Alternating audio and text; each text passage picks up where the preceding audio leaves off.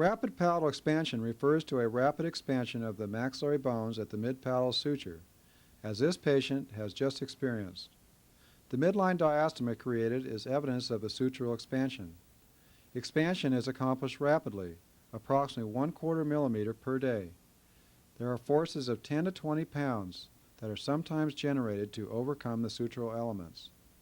In the POS system, the rapid palatal expansion technique is used for bilateral crossbites, especially where the occlusion is well interlocked, as with cases where the upper buccal cusp interdigitates with the lower central fossa of the first molars. Rapid expansion of the palate results in the advancement of A-point in many cases, and thus is used in Class 3 cases. McNamara also reported that rapid expansion can enhance the use of reverse pull headgear. Patients with respiratory problems can also benefit from rapid palatal expansion, since expanding the maxillary bones acts to enlarge the nasal passages. And last, those cases where patient cooperation is questionable or has previously failed with removable appliances. Fixed palatal expanders are indicated and are in the control of the orthodontist. The rate of expansion can be varied according to the patient's needs. The use of rapid palatal expansion appliances are contraindicated where there is inadequate anchorage. Anchorage for the expansion is obtained by rigid attachment to molar and bicuspid teeth. In the late mixed dentition, primary molars may have significant root resorption, and that would not withstand the forces applied. In these cases, you must wait until the secondary teeth have erupted. Open bite cases are not well suited for expansion either, particularly when the appliance used covers the occlusal surface, as does the bonded appliance used most commonly in the POS system. After age 15, TIMS reports that a proportion of the cases will have already obtained the 5% level of a suture ossification that prevents expansion of the suture. By age 25, essentially all patients have reached the 5% ossification level and will require surgical assistance to obtain the desired expansion. In these diagrams by Melson, you can visualize what happens in the suture development from infant to adult. This first diagram is the infantile suture without any interlocking of bone.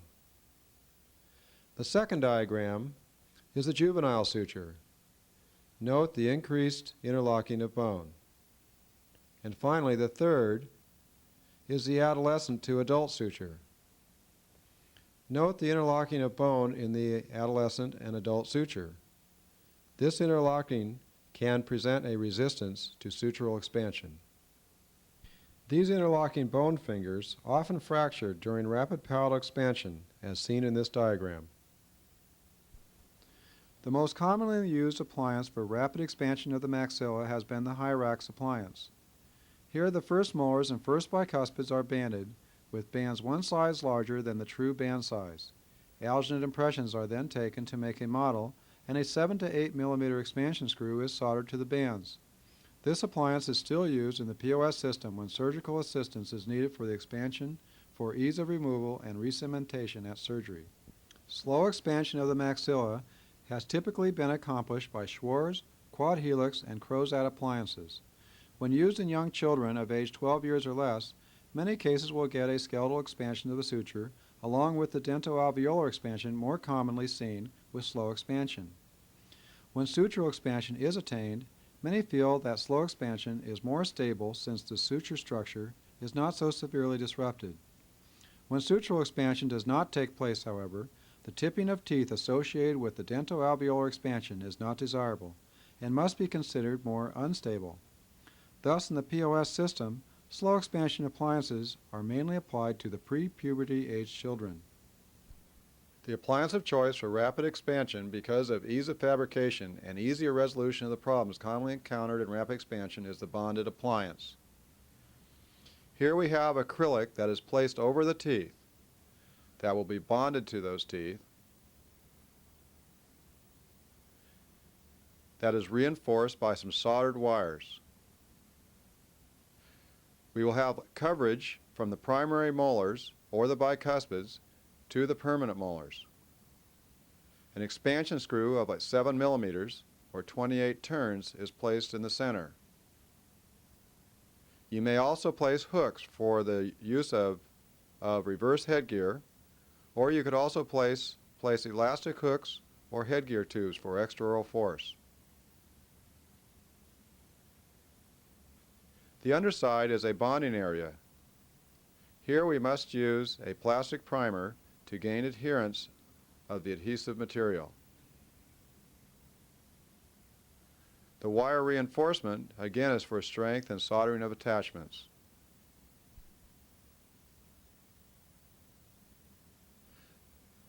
The expansion screw is soldered on either side to the reinforcing wires and has a master cylinder with 2 holes drilled to allow for 1/4 turn activation. Insert the activation key anterior and turn to the posterior.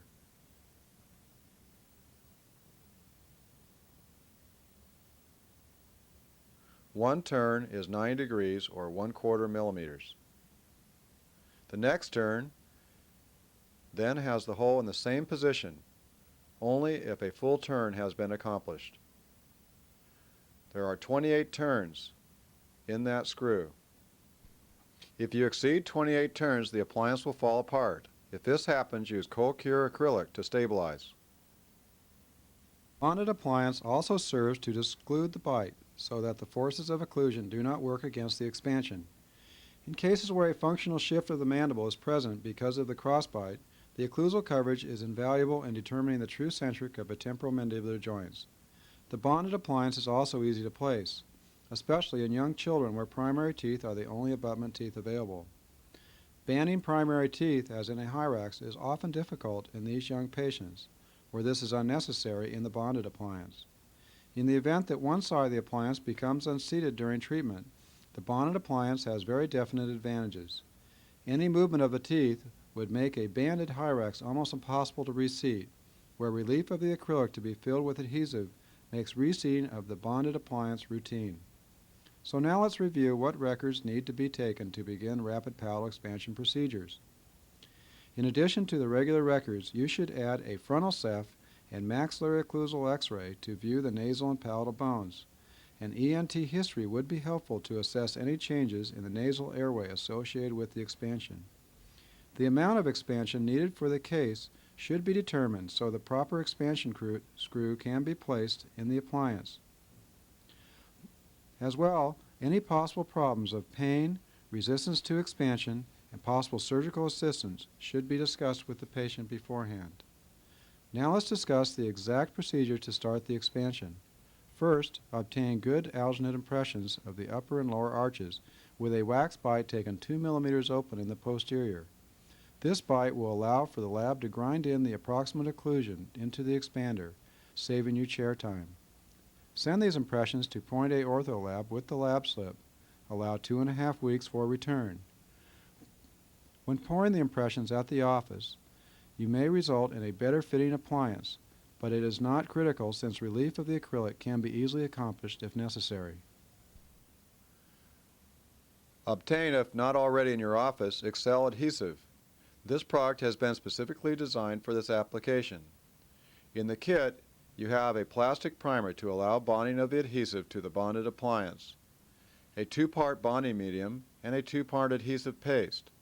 The paste has a 3-minute setting time, which is long enough to accomplish the procedure without rushing to beat the set time.